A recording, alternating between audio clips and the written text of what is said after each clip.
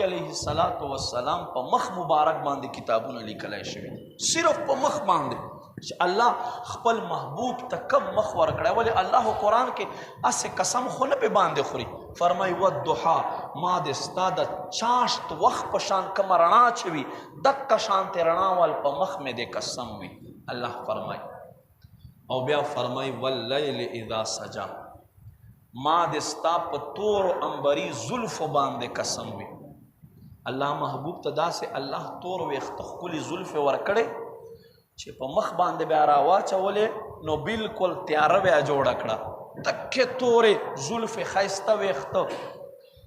الله محبوب ویښته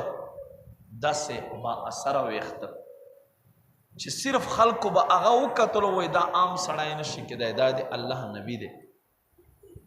او اوږو په منځ کې لیکلي و محمد رسول الله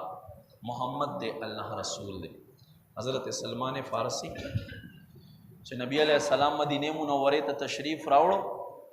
نو د یو ځل کجورې راوړې وایي دا تاسو ته تحفه وایي نحن انبیاء مونږ انبیا نه قبلو چانه تحفه نه قبلو چانه هدیه صدقه نه قبلو واپس کړې څو ورځو بعد بیا راغی وایي دا مال طرفه تاسو ته هدیه نبی علیہ السلام واخیستلی اوس ګرځي سلمان فارسی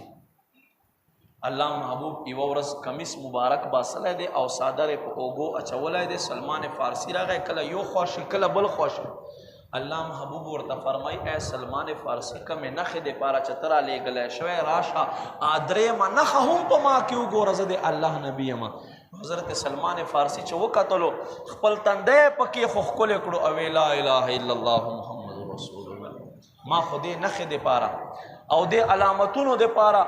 200 کاله د راهبانو عیسایانو عالمانو خدمتونه کړي دي اخیر کې ماته یو عیسائی راهب وویل چې بس په ځمکې مخ باندې بل د عیسایانو عالم نشته دی اوس د نبی آخر الزمان ظهور وخت دی دی به ظهور کوي او بیا به دی مکې نه هغه کجورو وال ښار ته مدینې ته هجرت فرمایي